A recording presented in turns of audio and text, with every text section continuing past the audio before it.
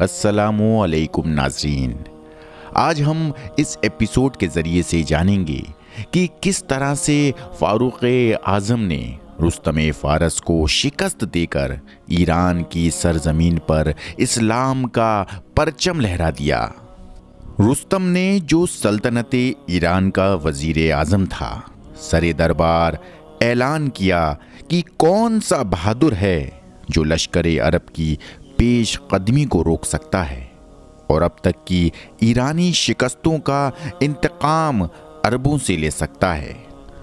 سب نے بالاتفاق کہا کہ بہمن جادویہ کے سوا اور کوئی ایسا تجربہ کار اور بہادر سپہ سالار نظر نہیں آتا۔ چنانچہ بہمن جادویہ کو رستم نے 3000 فوج اور 300 جنگی ہاتھی اور ہر قسم کا سامان جنگ اور سامان رسد دے کر روانہ کیا اور اس کی مدد کے لیے جالینوس کو مقرر کر کے بہمن جادویہ سے کہا کہ اگر اب کی مرتبہ بھی جالینوس میدان سے بھاگا تو ضرور اس کی گردن اڑا دی جائے گی۔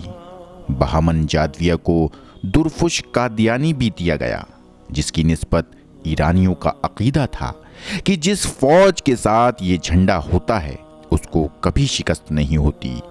اور ادھر سے ابو عبیدہ بن مسعود اس لشکر عظیم کی آمد کا حال سن کر مقام کسکر سے روانہ ہوئے اور دریائے فرات کے اس کنارے پر مقام مروہا میں مقیم ہوئے۔ چونکہ دریائے فرات بیچ میں حائل تھا، لہٰذا دونوں لشکر کچھ دن تک خاموش پڑے رہے۔ آخر کار دونوں کی رضامندی سے دریائے فرات پر پل تیار کیا گیا۔ جب پل بن کر تیار ہو گیا تو بہمن جادویہ نے ابو عبیدہ بن مسعود کے پاس پیغام بھیجا کہ تم دریا کو پار کر کے اس طرف آتے ہو یا ہم کو دریا کے اس طرف بلاتے ہو۔ اگرچہ دوسرے سرداروں کی رائے یہی تھی کہ ایرانیوں کو دریا کے اس طرف بلانا چاہیے، لیکن ابو عبیدہ نے یہی پسند کیا کہ ہم دریا کے اس پار جا کر ایرانیوں کا مقابلہ کریں۔ چنانچہ وہ اسلامی لشکر لے کر دریا کے اس طرف گئے۔ بہمن جادویہ نے ہاتھیوں کی صف کو لشکر کے آگے رکھا، ان پر تیر انداز بیٹھے ہوئے تھے اور وہ لشکر اسلام پر تیر اندازی کر رہے تھے۔ مسلمانوں کے گھوڑوں نے اس سے پہلے کبھی ہاتھی نہ دیکھے تھے، لہٰذا جب مسلمان حملہ کرتے تو ان کے گھوڑے ہاتھیوں کو دیکھ کر بدکتے اور بے قابو ہو کر ادھر ادھر بھاگتے۔ لڑائی کا یہ عنوان دیکھ کر ابو عبیدہ نے حکم دیا کہ پیدل ہو کر حملہ کرو۔ یہ حملہ بڑی جانبازی کے ساتھ کیا گیا، لیکن ہاتھیوں نے جب اسلامی صفوں پر حملہ کرنا اور کچلنا شروع کیا تو مسلمانوں کی صفیں درہم برہم ہونے لگیں۔ ابو عبیدہ نے بلند آواز سے لوگوں کو جرأت دلائی اور کہا کہ ہاتھیوں کی سونڈوں کو تلوار سے کاٹو۔ ابو عبیدہ نے نہایت بہادری سے تلوار کا وار کیا اور ہاتھی کی سونڈ کٹ کر الگ ہو گئی، لیکن ہاتھی نے آگے بڑھ کر ان کو گرا دیا اور سینے پر پاؤں رکھ دیا، جس سے ان کی پسلیاں چور چور ہو گئیں اور ابو عبیدہ شہید ہو گئے۔ ابو عبیدہ کی شہادت کے بعد ان کے بھائی حکم نے فوراً آگے بڑھ کر جھنڈا اپنے ہاتھ میں لیا، لیکن وہ بھی ہاتھی پر حملہ کر کے ابو عبیدہ کی طرح شہید ہو گئے۔ مثنہ بن حارثہ 8ویں شخص تھے جنہوں نے اسلامی جھنڈے کو اپنے ہاتھ میں لیا اور اس کے بعد بچاؤ میں جرأت کا اظہار کیا، لیکن لوگ بھاگنے پر آمادہ ہو چکے تھے۔ ان بھاگنے والوں کو روکنے کے لیے عبداللہ بن مرثد ثقفی نے جا کر پل کے تختے توڑ دیے اور رسے کاٹ دیے اور کہا کہ لوگوں، اب بھاگنے کا راستہ بھی بند ہو گیا، لہٰذا شہید ہو جاؤ جس طرح تمہارے بھائی اور تمہارے سردار شہید ہو چکے ہیں۔ پل کے ٹوٹنے سے یہ خرابی ہوئی کہ لوگ دریا میں کودنے اور پانی میں غرق ہونے لگے۔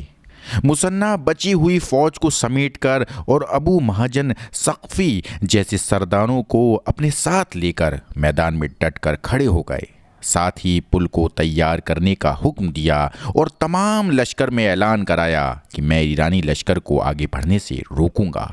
مثنیٰ نے بڑی بہادری اور جانبازی کے ساتھ ایرانیوں کے حملے کو روکا، اور جب مسلمان دریا کی دوسری طرف چلے گئے تب سب سے آخر میں خود پل کے راستے سے اس طرف آئے۔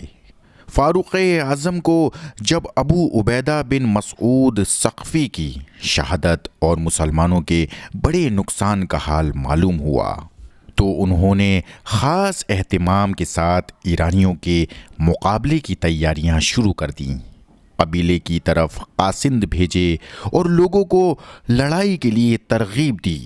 چنانچہ بہت سے قبیلے حضرت عمر کی خدمت میں حاضر ہوئے اور مدینہ منورہ سے مثنیٰ بن حارثہ کی مدد کے لیے عراق کی طرف روانہ کیے گئے۔ ان تیاریوں کا حال جب رستم کو معلوم ہوا تو اس نے مہران ہمدانی کو سالار جنگ بنا کر 12,000 منتخب فوج کے ساتھ روانہ کیا۔ مثنیٰ نے مہران ہمدانی کی روانگی کا حال سن کر اپنی تمام فوجوں کو دریائے فرات کے کنارے مقام بویب میں جمع کیا۔ ایرانیوں نے حملہ کیا۔ مسلمانوں نے ان کا بڑی بہادری اور جمع مردی کے ساتھ مقابلہ کیا۔ دونوں طرف سے خوب داد شجاعت دی گئی۔ آخرکار ایران کو مسلمانوں کے مقابلے میں شکست ہوئی۔ جب ایرانیوں کو بھاگتے ہوئے دیکھا تو مثنیٰ بن حارثہ سپہ سالار اسلام نے دوڑ کر پل کو توڑ دیا تاکہ ایرانی آسانی سے دریا کو پار کر کے بھاگ نہ سکیں۔ نتیجہ یہ ہوا کہ بہت سے ایرانی قتل ہوئے اور بہت سے دریا میں ڈوب گئے۔ مہران ہمدانی میدان جنگ میں مارا گیا۔ مہران کے قتل اور لشکر عظیم کی بربادی کا حال سن کر نہ صرف دربار ایران بلکہ تمام ملک ایران میں کوہرام مچ گیا۔ اس وقت ایران کے تمام امور سلطنت رستم بن فرخزاد کے ہاتھ میں تھی، لیکن تخت ایران پر برائے نام ایک عورت جو شاہی خاندان سے تعلق رکھتی تھی تخت نشین تھی۔ اس ہار اور بڑے نقصان کا حال سن کر ہر ایک شخص کی زبان پر یہ جملہ جاری تھا کہ عورت کی سلطنت میں فوج کا فتح مند ہونا دشوار ہے۔ چنانچہ تمام ملک کے سرداروں اور دربار کے حاکموں نے شاہی خاندان کے ایک نوجوان یزدزرد کو تلاش کیا اور اس عورت کو تخت سے اتار کر یزدزرد کو تخت سلطنت پر بٹھایا۔ دربار میں رستم اور فیروز دو سردار بہت مضبوط اور با اثر اور ایک دوسرے کے مخالف اور رقیب تھے۔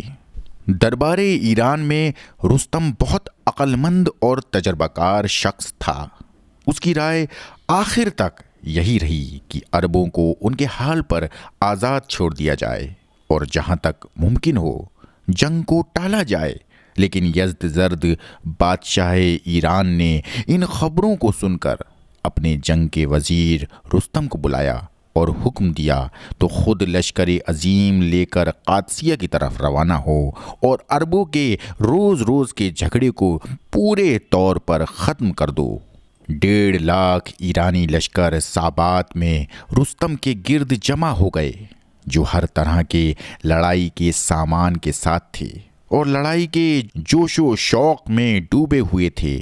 سعد بن ابی وقاص نے دربار خلافت میں ایرانیوں کی جنگی تیاریوں اور نقل و حرکت کے حالات بھیجے۔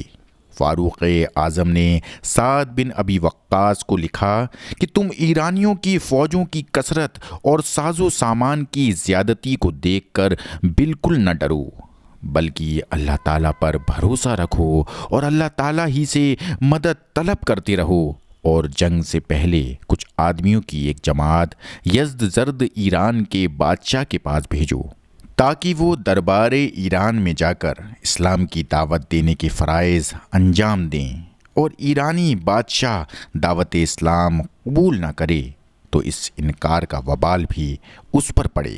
نعمان بن مقرن، قیس بن زرارہ، اشس بن قیس، فرات بن حبان، عاصم بن عمر، عمرو بن مودی یکرب، مغیرہ بن شبہ، معنہ بن حارثہ، عطارد بن حاہب، बशीर बिन उबै रहम, हंजला बिन अलरबिया, अदी बिन सुहेल, ये तमाम हजरात अपने अरबी घोड़ों पर सवार रास्ते में रुस्तम लश्कर को छोड़ते हुए सीधे मदाइन पहुँचे।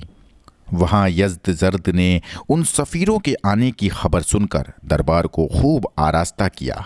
यज़्दज़र्द ने उनसे मामूली सवालात किए और उनके सही जवाब पाकर पूछा कि तुम लोगों को हमारे मुकाबले की हिम्मत कैसे हुई और तुम किस तरह इस बात को भूल गए कि तुम्हारी कौम इस दुनिया में जलील और अहमक समझी जाती है। क्या तुम इस बात को भी भूल गए हो कि जब कभी तुम लोगों से कोई सरकशी या बगावत देखी जाती थी तो हम अपनी सरहदों के आमिलों और सूबेदारों को हुक्म दिया करते थे कि तुमको सीधा कर दें। ये सुनकर नुमान बिन मुकरिन ने जवाब दिया कि हम दुनिया से बुतों की पूजा और शिरक मिटाने की कोशिश करते और तमाम दुनिया के सामने इस्लाम पेश करते हैं कि इस्लाम ही के ज़रिए से इंसान सआदत इंसानी हासिल कर सकता है। अगर कोई शख्स इस्लाम कबूल नहीं करता तो उसको चाहिए कि वो अपने आप को मुसलमानों की हिफाजत और सरपरस्ती में सुपुर्द कर दे और जिज़िया अदा करे। लेकिन अगर वो इस्लाम और अदाए जिज़िया दोनों बातों से इनकार करता है तो उसके और हमारे दरमियान तलवार फैसला करेगी। यज़्दज़र्द इसको सुनकर आपे से बाहर हो गया। उसने कहा, अगर सफ़ीरों का कत्ल करना जायज़ होता तो मैं तुमको ज़रूर कत्ल कर देता। फिर अपने नौकरों को हुक्म दिया कि एक टोकरी मिट्टी से भरकर लाओ और जो शख्स इनमें सरदार है उनके सर पर रख दो और इसी हालत में मदाइन से बाहर निकाल दो। फिर बोला कि रुस्तम बहुत जल्द तुम सबको कादसिया की खंदक में दफन कर देगा। दरबारे ईरान से रुस्तम के पास साबात में ताज़ा अहकाम पहुँचे और मदद के लिए सरदार भी रवाना किए गए। 60,000 फौज का बड़ा हिस्सा ख़ास रुस्तम के साथ था। मुक़द्दमतुल जैश का सरदार जालिनुस था जिसके साथ 40,000 का लश्कर था। 20,000 फौज पीछे थी। बाएं तरफ 30,000 की जमीयत के साथ हुरमुज़ान और बाएं तरफ 30,000 की जमीयत के साथ मेहरान बिन बहराम राजी था। इस तरह कुल ईरानी लश्कर की तादाद 1,80,000 तक पहुंच गई। इसके अलावा जंगी हाथी दरमियान में रुस्तम के साथ थे। 75 हाथी दाएं तरफ और 75 बाएं तरफ। 20 हाथी फौज के आगे और 30 पीछे थे। इस तरतीबो सामान के साथ रुस्तम साबात से रवाना होकर मकामे कूसा में पहुंचा और वहां खेमा जन हुआ। रुस्तम लड़ाई को टालना चाहता था, इसलिए उसने मदाइन से कादसिया तक पहुंचने में 6 महीने खर्च कर दिए। मकामे कूसा से रवाना होकर रुस्तम कादसिया के सामने पहुंचा और मकामे अतीक में खेमा जन हुआ। दरबारे ईरान से बार बार रुस्तम के पास तकाज़ों के पैगाम आते थे कि जल्द अरबों का मुकाबला करो। चुनांचे उसने कादसिया पहुंचकर साद बिन अबी वक्कास के पास पैगाम भेजा कि तुम अपने किसी सफ़ीर को हमारे पास भेज दो ताकि हम उससे मुसालिहत की बातचीत करें। साद बिन अबी वक्कास ने रबई बिन आमिर को सफ़ीर बनाकर रुस्तम के पास रवाना किया। रुस्तम ने बड़े तकल्लुफ़ और शानो तजम्मुल के साथ दरबार किया। सोने का तख्त बिछवाया और उसके चारों तरफ दीबा और हरीर और रूमी कालीनों का फर्श कराया। गरज रबी बिन आमिर इस शानो शौकत वाले दरबार में दाखिल हुए और घोड़े को एक बड़े तकिए से जो फर्श के सामने पड़ा हुआ था बांधकर तीर की नोक से उस फर्श को चाक और सुराख करते हुए तख्त की तरफ बढ़े और बढ़कर रुस्तम के बराबर में जा बैठे। लोगों ने रबई को तख्त से नीचे उतारना और उनके हथियारों को अलग करना चाहा तो रबई ने जवाब दिया कि मैं तुम्हारे यहाँ तुम्हारे तलब करने पर आया हूँ, खुद अपनी कोई दरख्वास्त लेकर नहीं आया। हमारे दीन में इसको सख्ती से मना किया गया है कि एक शख्स माबूद बनकर बैठे और बाकी बंदों की तरह हाथ बांधकर उसके सामने खड़े हों। رستم نے اپنے آدمیوں کو خود منع کر دیا کہ کوئی شخص اس کے حال سے اعتراض نہ کرے۔ رستم سے مخاطب ہو کر کہا کہ ہم کو تمہارے اس پر تکلف فرش کی بھی کوئی ضرورت نہیں، ہمارے لیے اللہ تعالیٰ کا بچھایا ہوا فرش یعنی زمین کافی ہے۔ اس کے بعد رستم نے ربیع سے سوال کیا کہ اس جنگ سے تمہارا کیا مقصد ہے؟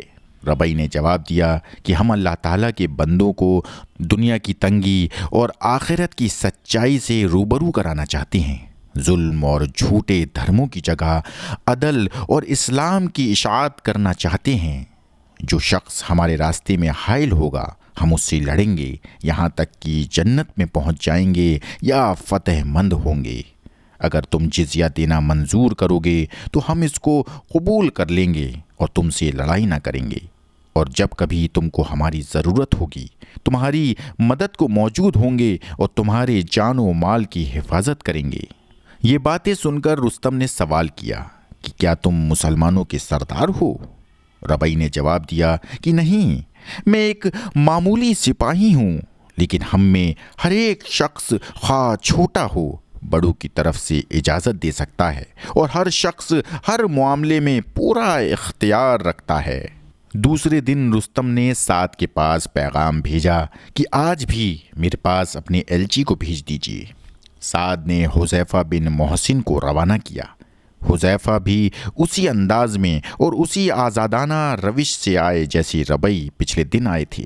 حذیفہ رستم کے سامنے پہنچ کر گھوڑے سے نہ اترے بلکہ گھوڑے پر چڑھے ہوئے اس کے تخت کے قریب پہنچ گئے۔ رستم نے کہا کہ کیا سبب ہے کہ آج تم بھیجے گئے ہو اور کل والے صاحب نہیں آئے؟ حذیفہ نے کہا کہ ہمارا سردار عدل کرتا ہے، ہر خدمت کے لیے ہر ایک شخص کو موقع دیتا ہے۔ کل ان کی باری تھی، آج میری باری آ گئی۔ رستم نے کہا کہ تم ہم کو کتنے دنوں تک مہلت دے سکتے ہو؟ حذیفہ نے کہا کہ آج سے 3 دن تک کی۔ رستم یہ سن کر خاموش ہوا اور حذیفہ اپنے گھوڑے کی باگ موڑ کر سیدھے اسلامی لشکرگاہ کی طرف روانہ ہوئے۔ اگلے دن رستم نے پھر لشکر اسلام سے ایک سفیر طلب کیا۔ آج سعد نے مغیرہ بن شعبہ کو روانہ کیا۔ مغیرہ کو رستم نے لالچ بھی دینا چاہا اور ڈرانے کی بھی کوشش کی، لیکن مغیرہ نے نہایت سخت اور معقول جواب دیے، جس سے رستم کو غصہ آیا اور اس نے کہا کہ میں اب تم سے ہرگز صلح نہ کروں گا اور تم سب کو قتل کر ڈالوں گا۔ مغیرہ وہاں سے اٹھ کر اپنی لشکر کی طرف چلے آئے۔ مغیرہ کے رخصت ہوتے ہی رستم نے اپنی فوج کو تیاری کا حکم دے دیا۔ دونوں لشکروں کے درمیان ایک نہر حائل تھی۔ رستم نے نہر پر پل بنانے کا حکم دیا۔ اگلے دن صبح رستم نے سعد کے پاس پیغام بھیجا کہ تم نہر کے اس طرف آ کر لڑو گے یا ہم کو نہر کے اس طرف آنا چاہیے۔ سعد نے کہلا بھیجا کہ تم ہی نہر کے اس طرف آ جاؤ۔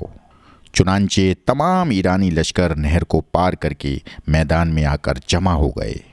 بہرحال دونوں فوجیں تیار ہو کر ایک دوسرے کے سامنے آ گئیں اور جنگ شروع ہوئی، اور سب سے پہلے ہاتھیوں کی صف کو مسلمانوں کی طرف بڑھایا۔ ہاتھیوں کے اس حملے کو قبیلہ بحیلہ نے روکا، لیکن ان کا بہت نقصان ہوا۔ سعد جو بڑے غور سے میدان کا رنگ دیکھ رہے تھے، فوراً بنی اسد کے لوگوں کو بحیلہ کی مدد کے لیے حکم دیا۔ بنو اسد نے آگے بڑھ کر خوب داد اور مردانگی دی، لیکن جب ان کی بھی حالت نازک ہوئی تو سعد نے فوراً قبیلہ کندا کے بہادروں کو آگے بڑھنے کا حکم دیا۔ بنو کندا نے آگے بڑھ کر اس شان سے حملہ کیا کہ اہل ایران کے پاؤں کھڑ گئے اور وہ پیچھے ہٹنے لگے۔ رستم نے یہ رنگ دیکھ کر تمام لشکر ایران کو جمع ہو کر ایک ساتھ حملہ کرنے کا حکم دیا۔ اس متفقہ سخت حملے کو دیکھ کر سعد بن ابی وقاص نے تکبیر کہی اور تمام اسلامی لشکر نے سعد کی پیروی میں تکبیر کہہ کر ایرانیوں پر حملہ کیا۔ صبح سے شام تک میدان کارزار گرم رہا۔ اس جنگ میں ہاتھیوں کا لشکر اسلام کے لیے بہت سخت تھا، لیکن مسلمانوں نے ایک نئی تدبیر کی کہ اونٹوں پر بڑی بڑی جھولے ڈالی۔ وہ بھی ہاتھیوں کی طرح ڈراونا نظر آتے اور ایرانیوں کے گھوڑے ان کو دیکھ کر بدکنے لگے۔ جس قدر ہاتھیوں سے اسلامی لشکر کو نقصان پہنچتا تھا، اسی قدر ایرانی لشکر کو ان بناوٹی ہاتھیوں سے نقصان پہنچنے لگا۔ اسی بیچ قیقا اور عاصم نے مل کر سفید ہاتھی پر، جو تمام ہاتھیوں کا سردار تھا، حملہ کیا اور اس کو مار ڈالا۔ اسلامی فوجوں کے قریب پہنچنے پر رستم خود تخت سے اتر کر لڑنے لگا۔ جب زخمی ہوا تو پیٹھ پھیر کر بھاگا۔ ہلال بن علقمہ نے بڑھ کر بھاگتے ہوئے رستم پر اپنے برچھے سے وار کیا، جس سے اس کی کمر ٹوٹ گئی اور نہر میں گر پڑا۔ ہلال نے فوراً گھوڑے سے کود کر اور جھک کر رستم کی ٹانگیں پکڑ کر باہر کھینچ لیا اور اس کو قتل کر دیا، اور فوراً رستم کے تخت پر کھڑے ہو کر بلند آواز سے پکارا کہ اللہ کی قسم، میں نے رستم کو قتل کر دیا ہے۔ اس آواز کے سنتے ہی اسلامی فوج نے نعرہ تکبیر بلند کیا اور ایرانیوں کے ہوش و حواس اڑ گئے۔ لشکر ایران میں سواروں کی تعداد 30,000 تھی، جن میں مشکل سے 30 سوار بھاگ کر اپنی جان بچا سکے، باقی سب میدان جنگ میں مارے گئے۔ سعد نے میدان جنگ کا ہنگامہ ختم ہونے کے بعد مال غنیمت جمع کیا۔ فوراً فاروق اعظم کی خدمت میں فتح کی خوشخبری کا خط لکھا اور ایک تیز رفتار شتر سوار کو دے کر مدینہ کی طرف روانہ کیا۔ فاروق اعظم ایک دن حسب دستور باہر تشریف لے گئے۔ دور سے ایک شتر سوار پر نظر پڑی، اس کی طرف گئے اور قریب پہنچ کر پوچھا کہ کہاں سے آتے ہو؟ اس نے کہا کہ میں قادسیہ سے آ رہا ہوں اور خوشخبری لایا ہوں کہ اللہ تعالیٰ نے مسلمانوں کو فتح عظیم عطا کی۔ فاروق اعظم نے اس سے لڑائی کی کیفیت اور فتح کی تفصیلی حالات پوچھنے لگے اور شہ سوار کی رکاب پکڑے ہوئے اس کے ساتھ ساتھ دوڑتے ہوئے مدینہ میں داخل ہوئے۔ شتر سوار حالات سناتا جاتا تھا اور اپنے اونٹ پر سوار مدینہ میں دربار خلافت کی جانب چلا جاتا تھا۔ شہر میں داخل ہو کر شتر سوار نے دیکھا کہ ہر شخص جو سامنے آتا ہے فاروق اعظم کو امیر المومنین کہہ کر سلام عرض کرتا ہے۔ تب اس کو معلوم ہوا کہ جو شخص میرے ساتھ پیدل چل رہا ہے وہ خلیفہ وقت ہے۔ یہ معلوم کر کے وہ ڈرا اور اونٹ سے اترنا چاہا، لیکن جناب عمر فاروق اعظم نے کہا کہ تم حالات سناتے جاؤ اور اپنے اونٹ پر سوار چلے چلو۔ اسی طرح گھر تک آئے، مسجد نبوی میں پہنچ کر لوگوں کو جمع کیا اور فتح کی خوشخبری سب کو سنائی۔ ایک نہایت پر اثر تقریر فرمائی جس کا خاتمہ اس طرح تھا: بھائیوں، میں بادشاہ نہیں ہوں کہ تم کو اپنا غلام بنانا چاہوں، میں تو خود اللہ تعالیٰ کا غلام ہوں۔ البتہ خلافت کا کام میرے سپرد ہے۔ اگر میں یہ کام اس طرح انجام دوں کہ تم آرام سے اپنے گھروں میں اطمینان سے زندگی بسر کرو تو یہ میری خوش نصیبی ہے، اور اگر اللہ نہ کرے میری یہ خواہش ہو کہ تم لوگ میرے دروازے پر حاضری دیا کرو تو یہ میری بدبختی ہوگی۔ میں تم کو تعلیم دیتا ہوں اور نصیحت کرتا ہوں، لیکن صرف قول سے نہیں، عمل سے بھی۔